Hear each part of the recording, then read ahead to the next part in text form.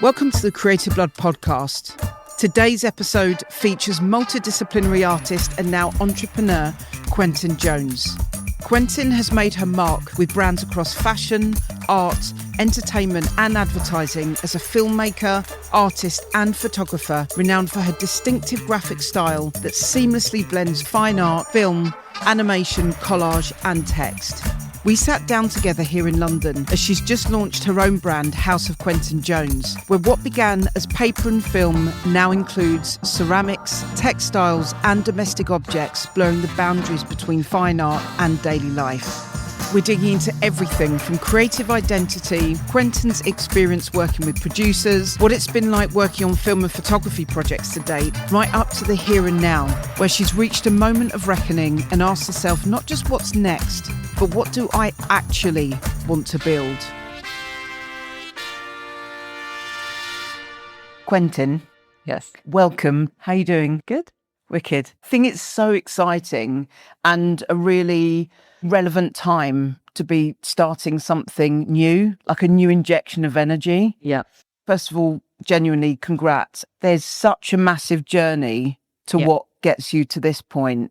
Tell us about your journey to here. So I think I'm at quite an interesting point right now, which is that I feel like I'm at the first place in my career where I've proactively made a decision to shape my future, whereas I feel like I've always walked into open doors in my career before. And in the last 3 years, and I think this is like also known as a midlife crisis, by the way. Brilliant. High five to those. Yeah. Thank you very much.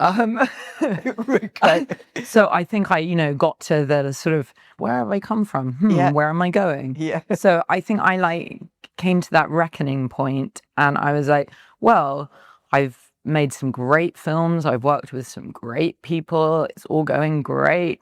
Where's it going? I don't know. Do I feel excited about the pathway ahead? Yeah. No, I've got no idea what the pathway ahead is. It was always my thing. I just didn't really know what was next. I don't know what my next opportunity is. They just come to me and I accept them. Yeah. And I think this sort of passive relationship with my creative life had maybe run its course, and the excitement of that in youth, of the sort of arc of picking up into that, I'd gone through that all. I'd had that exhilaration and I was like, shit, I'm not really making any choices. What do I want to be doing? I want to have something of my own. I want to have something long-term that I can start feeding into creatively and be proud of as a long-term sort of thing. Legacy sounds a bit grandiose, but you know what I mean? Yeah, I wanted to have something. So you wanted to build. You I wanted wanted to feel to like you build actually something, and I wanted to not be reliant on commercial avenues and the advertising market or celebrity this, or I wanted to start building something that felt true to me and I didn't need to compromise on, and all of those things. And I guess at the same time, I felt like my industries were feeling less exciting than they have done in the past. Yep. And I think that's a financial thing. I think the world's been in a funny place for the last 4 or 5 years. Wars, COVID, all of this stuff has crushed a lot of industries. I think everybody's feeling this. Absolutely. From editorially to advertising and also then social media coming in and making all content free basically, and everyone's meant to be making it with their phones at all times. So the people that have been spending the last 10 years honing the craft of making sort of elevated or thoughtful content or advertising or so on, it just felt like everything was getting dumbed down a bit. And so I suppose that at the same time as wanting to have something big of my own made me want to sort of go in the opposite direction and start thinking about something physical that I could make that wasn't digested on screens with people doing this, even though obviously that's how most people are seeing it anyway. Yeah. So that's sort of that's the sort of where I am now, I guess. And the journey of getting here has been, as I said, following doors which very luckily for me have opened along the way, and teaching myself some different stuff, I guess, learning how to make films, learning how to animate, learning how to take pictures, learning how to combine all of those things and mix it up. I sort of lucked out as well and got into St. Martin's after Cambridge, even though I hadn't done an undergraduate in art. And that was another sort of kismet lucky break that I had. And then managed to sidestep from that into making fashion films because I was modeling at the same time. And it felt like there was a lot of like luck and magic and like but I just sort of seamlessly didn't really think about it. I just sort of, what's the past tense of gliding? Glid or glowed into, no. I past tense glided. No, I felt like I was pulled along with the current of luck and success when I was younger, and that was great. And then I suppose I got to a place where I wasn't sure if I was enjoying it anymore, but was sort of like having kids and renovating houses and doing all of those things. So I was like just happy to go with that flow. And I guess I felt like now's the time. You've got this like window of life ahead of you. Why don't you seize it and make some decisions and try and shape it and try and make something and make some decisions? And what would happen if you could dream your perfect career? What would that be? And what if you just started putting in that work now? And so that's kind of what I've been trying to do. But I've never done anything more terrifying or more difficult. And so, yeah.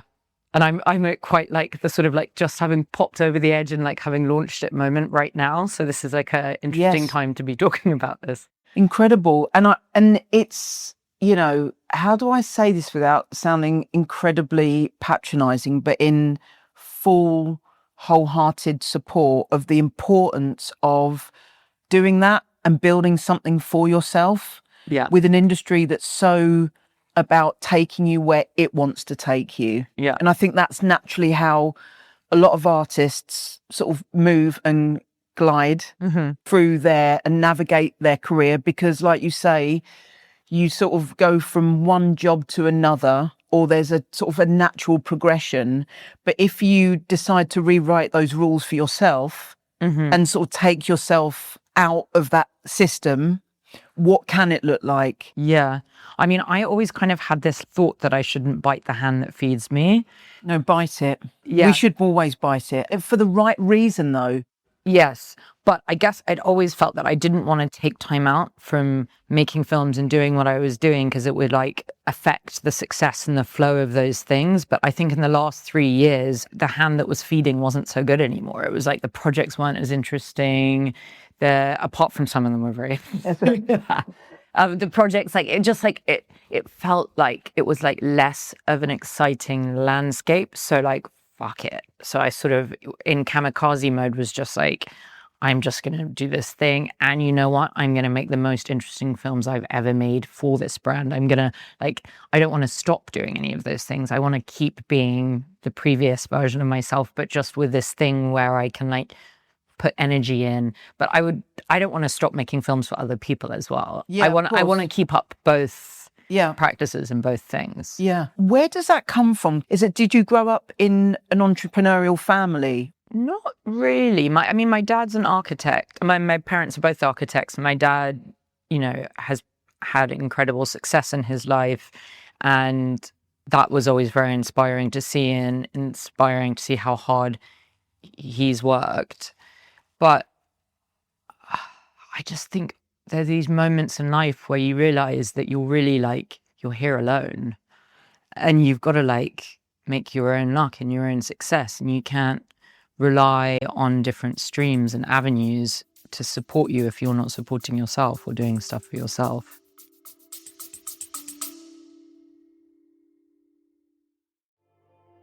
I hope you don't mind me interjecting here for a second. We've been squirreling away on something special, like really special. It's our new audio-visual series of shorts called Talking Pictures, where you'll find visual artists sharing their rare and raw untold stories from behind the lens. I saw these cowboys from across the field, and I had not shot an image that I loved after becoming a dad summer 2021. With each episode less than a minute long, it's about connecting artistry and heart to encourage a pause. The chip siding and the cracks in the cement are a lot like the wrinkles in my mom's face. We hope you love it as much as we do. Talking pictures. Okay, let's get back to the episode.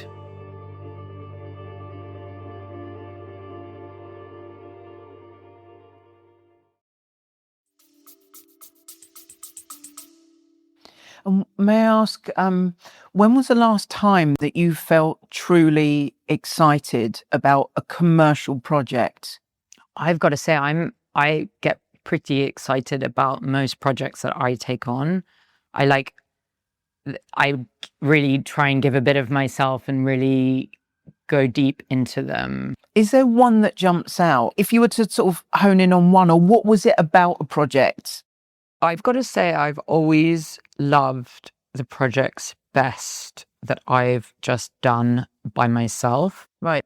But I haven't done many of them. So I made a film in lockdown, which was a film which I spent a very long time doing, where I filmed myself, and it was like I learned 3D animation by doing it, and it's really bonkers. It's a film called It Was Fine, and I kind of knew while I was making it that I was doing something interesting, that I was like able to like really like push and like kind of play with all the creative ideas in my head, and that felt very exciting. And the idea of showing it to everybody once it was finished, like that seed of how people would react to it, felt very exciting.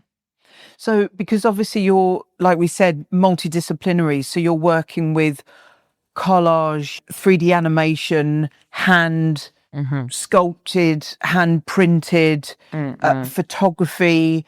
You're working with colour and design in a very specific and ownable style of your own. From our experience of working together, what I know we experienced as an example is you're very invested in having a hand in every single part of the process. And like you say, you're learning about the programs that you're wanting to use and access.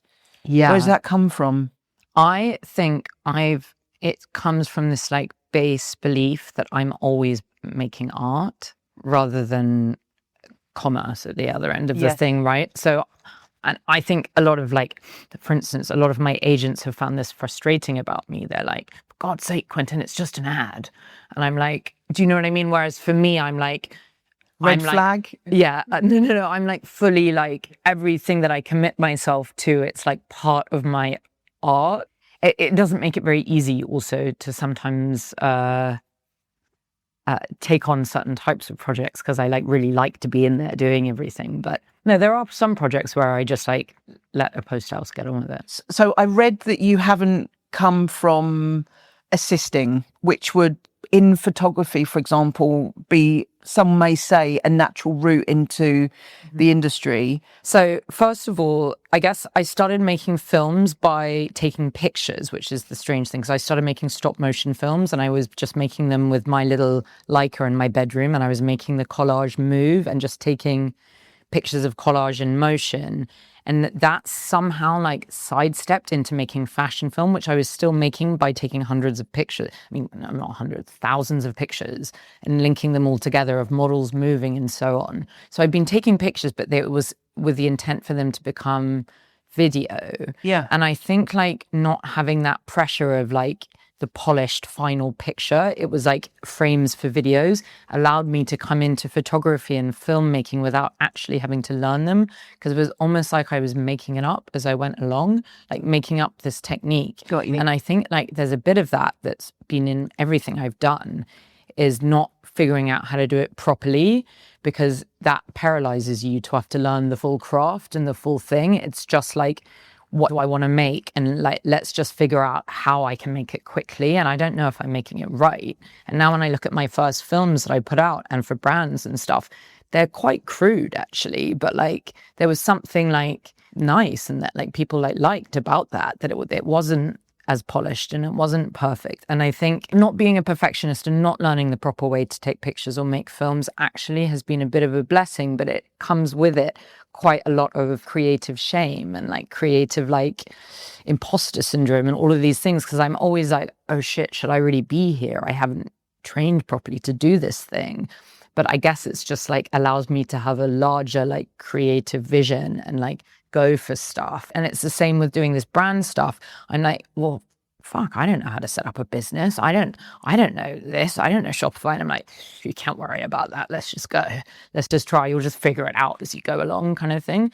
And I think sometimes training and learning makes the thing scarier than it needs to be, than if you just go into it with a bit of like beginner's luck and courage and just go for it. Massively. And I honestly, I think no one knows how to set up a business when they set one up. Nobody knows what's on the other side of it. But the biggest reason to do it is because it feels like the right thing for you at that point, and then you find your people to help you navigate something. And that in reality is part of a creative process that every artist is going through anyway. It's just so it sounds like something bigger from the outside, but the reality is that everyone is just sort of navigating it in real time. That's the thing, that once you've been like, so once I was like taking photos then for 10 years and working with it, I'm like, oh right, everybody's just making it up anyway. Absolutely. Yeah, of course. It's the same with filmmaking. You're like, oh right, like, this instinct. Everybody's just giving their best guess anyway. And like if that's not what they're doing, then they're not doing it well. Like, to be doing something well, you need to just be like just spewing your instinct out, because that's all any of us can do, and that's all the most talented people, all they're doing is just their best guess, and it's my best guess and your best guess. Yes. So yeah, absolutely. To that. No, I'm with you 1,000,000%. And I, you know, another example is having worked as a model, you know what it's like on the other side of the camera. How does that inform, do you think, when you're working with talent, you know, when you're directing? Do you ever sort of take yourself back to a time? Or... Yeah, I think that was like the only saving grace of being a female photographer, because I think it's so much easier for men to be photographers, honestly, than it is for girls to be photographers. And it's to do with our whole society and like structure and everything. But I think it's much easier for a man to make female models do what they need to do generally. And the only advantage I felt I had was that I had been in their position before, so I could like bond with them on a human level and could make them feel like seen people, rather than flirt with them, which is what male photographers do to like get good pictures, is they kind of are a bit sexy with the girls. And it's harder if you're as the woman behind a camera, like to keep telling someone they're gorgeous over and over and over again. It's like Yeah. And so I think actually just to be like, I know this feels stupid what I'm asking you to do, and I promise I won't use any pictures of you where it's silly, and just like saying, like showing that you understand what it feels like for them in that moment was the best I could do as a photographer. And I felt like that was helped by having understand like how dehumanizing it is to be a model on the other side of the camera, and like be asked to like slowly walk with your clothes dropping off towards the... Do you know what I mean? It's like, it makes you feel a bit weird about yourself. Yeah. I mean, I wouldn't know because I haven't had that experience, but I can imagine. And I think that sort of grace that you would bring as a woman to a woman, and obviously you would have shot guys as well. Yes, but actually maybe only like a fifth of the time. Most of the time it's girls. How did you feel when you were starting out, having to navigate an industry? I guess, I don't know, I've always said that being a woman in the industry didn't impact me, but I think that's because I was sort of bushy-tailed and bravado-y, just like going out and getting on with it kind of thing. And maybe it did affect me. But I've always grown up feeling quite competitive and quite ambitious, and in that way, like coming to the table in a quite masculine way, I guess. So how long have you lived in the US for? I've been in New York this time for a bit over 6 years. And then I was in London for 5 years before that. And then I was in New York for 2 years before that. Then I was in London before that. So I've done London, New York, London, New York. Okay. How do you feel like living in the US has a sort of, what do you think that's brought to you sort of professionally and creatively? Gosh, I'm so happy that I started my career in London. I think it's such an amazing place for creativity, where you don't need to be thinking about the commercial side of things. In this area of London, particularly Shoreditch, there were so many exciting things happening around here. It felt like such a great time to be a Londoner. But I feel like New York allows you to launch things. It allows you to launch businesses. There's a lot of camaraderie between brands and entrepreneurs and things like that. And I feel like America really champions entrepreneurship. Yes. And so I think having come from this creative hub that's London and taking it and trying to build a creative business in the US has been like a lovely progression of things. Yep. But the creative energy is different in London to New York, for sure. Absolutely. Yeah. Do you think there's moments or anyone specifically or a place and a time that you remember was part of a trajectory for you? I think, I mean, it's not a very interesting answer, but I think different producers. Please Yeah. talk about that. Please Yeah. celebrate that, because I Yeah. think a producer, Yeah. do you know what I mean? Look, I'm getting really animated now, but Yeah. the idea of the producer to an artist being Yeah. an artist's superpower Yeah.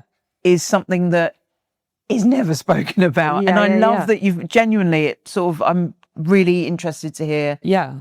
So I think different producers have brought different sides of my practice out more, or encouraged me in different ways, or told me that the thing that I'm trying here is exciting and we should lean into that. And like, they've been very good, almost like editors or curators of my career. They've pushed me in certain directions and supported me, and they are more than half of the creative output. That this is like really a relationship where we're equal halves, and I do bigger picture, but they're the one who actually makes this thing happen. They're the one who knows how to make the thing happen.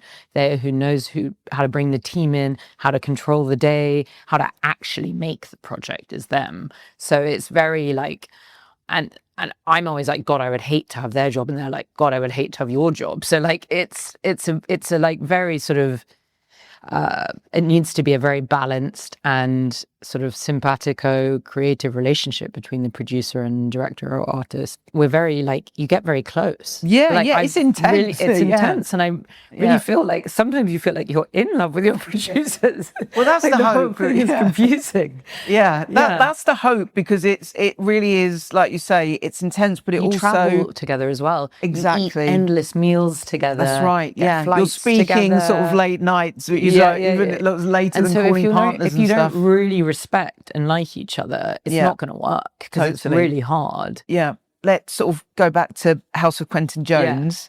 You're now a producer, Quentin. You realise that? Yeah. You've got to add sort of on top of all your other. I sort really of can't wait titles. till I don't have to do that Yeah. anymore. It's I like, unnecessary. can't wait till I get somebody in to do all of the like logistics and manufacturing and because that's not my strong suit. And I have so much respect for people that do it well. And I know now how difficult and stressful it is. But how amazing that you're seeing it and that you've just dove. We can now going back to sort of our tense Yeah, or no, past dove it. is Yeah, right. yeah. Okay. So you dove into it, Yeah. and that is the reality of the creative process. It's something like we were saying, everyone is winging it in one way or another. That is the reality. It doesn't matter where you are. You're a founder, you're a decision maker, you're a leader, you're just following your guts literally the whole time. Also, you realize that there's something, you have a lot in common with the production side of things, because to get things to go well, you need to be charming and you need to make people like you to be a good producer. And you need to sort of, there's something a bit seductive about like doing it well. No, you need to like always be like persuading people to believe in you and like you, and and that's kind of where it circles back to what I'm quite interested in, because I'm like super interested in people and psychology and philosophy and all of those things. And I was like, oh, the business side of stuff's actually kind of interesting. The being organized part of it is not for me. Where did the name, when I say where did the name come from, I've got a good idea, but I'm just saying, like, what made you decide to use your name? It just felt like putting my best foot forward. I've like spent this time growing like a small reputation in creative fields and so on. And I may as well harness what I've been doing so far rather than feeling like I was totally starting afresh. And then I liked House because the like bigger picture is it's going to be a world of things. It's not just going to just be for the house, but I did like that because I'm starting with objects for the house, that it was that, but then it's also a play on fashion house and these old houses of things. And I want to have jewelry and other things added into the house in the next year. And I kind of like how it all sat together. Have you sort of created a 5-year game plan? No. Where have you gotten to date? In terms of business plan? Yeah, or just I still when don't I say, have one. Brilliant. Okay, can we talk about that, please? When I say that, and then my husband's like, what are you talking about? You figured out how much money you need to like spend to make the first product. That's some version of a game plan. Like, Yeah.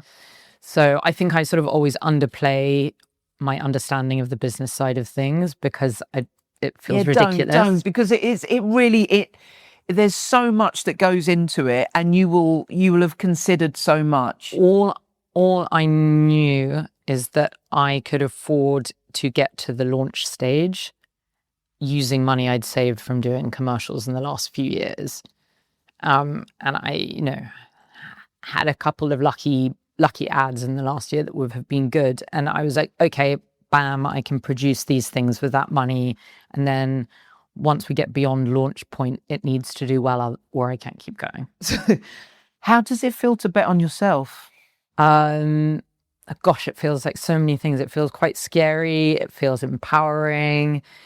It makes me feel slightly embarrassed. What? Because Seriously? Yeah. It can make you feel foolish or conceited or something. If you're like, well, gosh, if this doesn't go well, wasn't I vain to have invested all of that money in my like big idea? It can make you feel a little, this is like probably stuff more to share with your therapist than the world. No, let's go. I mean, this is the real stuff. This is said every founder, every artist, every creative mind maker.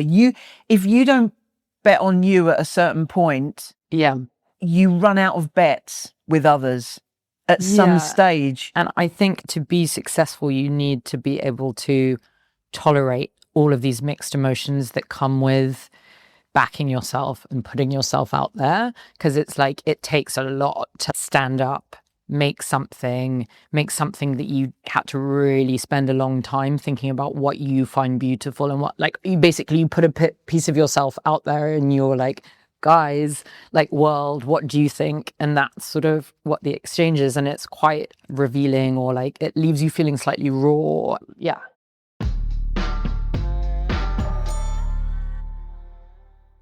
Social media. How do you feel about it? Ugh. It's active. Your channels are active. In the last 10 years, I really not enjoyed it, but felt like, again, like the hand that feeds you, just keep going. And then somehow doing this new thing, I'm like, well, I've got my eye on something bigger. This is for something bigger than this post or this day. And I just don't really care if people are adding comments. And it's been very liberating. I'm able to post something every day. Don't really give a shit how many likes it's getting. I'm just like, this is just building this bigger thing. Doesn't matter. Whereas before on my personal one, I'd feel absolutely tortured doing a post, feel sick if people didn't just be like, oh, why do I care so much? Shit. It's because I'm stupid. It would just it would make me feel so many things. I'm like, God, that was so ridiculous. So there's been a slight freeing up recently, which I've liked, but still my own one, I feel a bit judged and whatever about. I'm happiest when I'm on holiday and I'm surfing and I don't look at my phone. And I know everyone says that, and do they really mean it? But genuinely, I feel better. It just makes us sick, doesn't it? Looking at the phone is too much. It can. And like you say, there's a lot of things attached to it from the everything, the likes, the engagement, whatever. Yeah, but it would be foolish to launch a brand and not use it. Oh, absolutely. What gets you out of bed in the morning? What fires you up no matter what? So what I find really interesting from having studied philosophy, and then more probably in the last 5 years, having got really into psychology through podcasts quite a lot, I've become quite interested in Jung, which I hadn't been before. And quite interested in this question of what consciousness is, where our thoughts come from. And that's, part of philosophy, part of psychology. and this understanding of what creativity is, where it comes from, like where our ideas come from, whether they're our ideas or not, or whether we're sort of more like conduits to like things that come through us. And that actually, as a creative, can be quite freeing to not put too much onus on yourself as the creator of the ideas, but just like this idea of being in flow state, for instance, or any of this stuff where like people who can be quite brilliant or good in a field, they just become like a sort of fluid conduit for this thing to come out. Almost like the vessel. Yeah. And I think this is a really interesting conversation that's kind of happening a lot at the moment, that people are starting to recognize creativity as this state that certain types of people can get into. And I think that collision of psychology and art and creativity I find really fascinating, and I can notice in myself that I can get into a sort of state where just stuff kind of happens easily and good stuff happens. And it's almost like then I have to snap out of it and like look back at it and like edit through it and be like, oh, there was good stuff coming through over here. But my editor's hat where I can like see what the good stuff was isn't necessarily the same as when I'm like making this stuff. And I think it's the same for like musicians or artists or stuff. When they're like making good stuff, then they'll have the like producers or editors who like rein it in and like collect those little seeds of genius that they were sprinkling down and pull them in and like make it into a cohesive thing. And I think that's really interesting, and that I feel is where like maybe what I studied at Cambridge and what I think about on podcasts, and like where creativity, where it all collides. And I think like, yeah, that's a really cool area. Incredible. Yeah. And you just nearly sort of like launched out of the chair. No, but you're really animated. Shouting at you about it. I think we've hit on something. Yeah. I know something. Yeah. I think it's what podcast are you listening to? Rick Rubin's podcast is really good. What, Tetragrammaton? Yeah. Are you joking? Yeah. Oh God, that guy. Yeah. I wasn't. God, I feel like I've been listening to that, but I've been hearing it all very differently. Have you read his book, The Creative Act? I've got about 30 copies. It's my Bible. Yeah, so that's kind of about this thing, right? This like idea. And then at the same time, I've been like getting quite deep on Jung, and he's like kind of all about this kind of a similar thing. Yes. And then do you listen to Elise Lunen's podcast, Pulling the Thread? You need to listen to that. Okay. Is really interesting, and she's really interested in these fields, and I think it's becoming quite like zeitgeisty at the moment, this general like trying to unpack what's happening with human consciousness. And apparently, and I'm just starting to read it, Dan Brown's new book is like all about this, The Secret of the Secrets. It's like there's like this like full understanding of like spirituality coming back into the materialist world that's happening right now. And it's sort of like the future of human understanding is like we used to be a spiritual being, and then we became a materialist being, and now we're realizing that like you need both things, and that it is both things. And I think that as a creative person is very interesting. Incredible. I mean, I'm just to like drop a sort of existential bombshell before I leave. Drop it. No, it's incredible. And also, I feel, I don't know why I'm even saying this or thinking this, but we're both listening to the same podcast. I mean, I'm genuinely a podcast nut, so I'm always up for sort of recommendations. You should also, have you listened to any of the telepathy tapes? No. You need to, the second series of that. The first series is sort of mind-boggling, but the second series, like specifically the last episode, which was about energy healing and about discovering this interstitia in the human body, which is how electricity flows through our body, is fucking mind-blowing. Like, and it's how that connects then to what consciousness and creativity is. Now, rather than seeing a therapist, my therapist is an energy healer, and I've been seeing her for about 2 years, and she's amazing. And so we talk about all the things, and I like give her everything that's happening in my life. And then she does like half an hour of like hands-on work.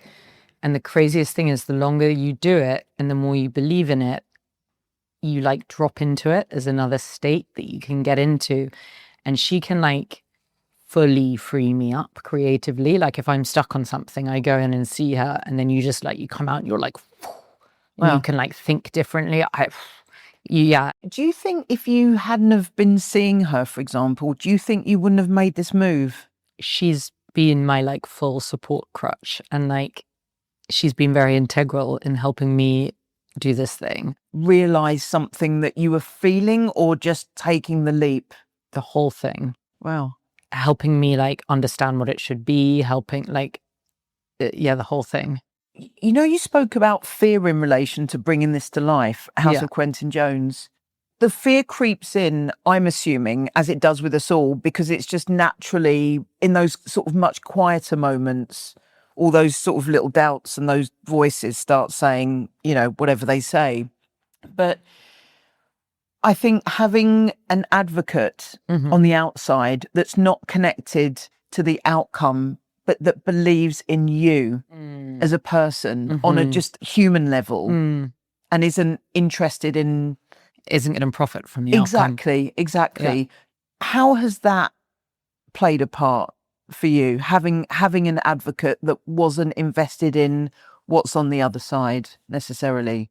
Yeah, I think it's like very useful for anybody to have somebody that helps them think through things properly and helps you understand what is actually good for you and helps you have a better self-understanding. Brits aren't very comfortable with therapy, right? No. So for me, even just being like casually being like, I'm seeing an energy healer instead of a therapist right now, most British people that watch that be like, you what? Yeah. Like, why are you like, but you don't know one in New York doesn't have a therapist. It's like just part of If you don't, it's weirder. It's like not working out. It's like, oh, right, you're not taking care of yourself properly. Like, it's just totally normal. So like, I think having somebody who can help you be most aligned with yourself is going to help you have a more fruitful, authentic, good life. And I think us Brits could do with a bit more of that, probably. Absolutely. Yeah. No, absolutely. Well, I think we're all basically about to go and find energy healers. Good. That's the next thing. Dump our therapists if we've got one, which I better for worse do. Yeah. But thank you so much for sharing the high highs and the low lows and everything that comes in between. I think it's incredibly generous and important to sort of speak about the realities of navigating, bringing something to life. It's always really refreshing to hear that from someone who's doing it and continues to sort of push forward. And massive congratulations to House of Quentin Jones. And no doubt it's going to be a mega, mega, mega success. Let's manifest. Yeah. Big time, big time. Yeah, let's pray for it. Awesome. I'm going to get an energy healer. If you enjoyed this episode, don't miss a single drop by subscribing and following the Creative Blood podcast. You can also head over to creativeblood.com where you'll find even more inspiration from pioneering creative disruptors in fashion, music, film, art and entertainment. Let's get all these conversations out there and shared with fellow creatives. These episodes were crafted by the brilliant humans at Creative Blood and Scenery Studios. Thanks for listening.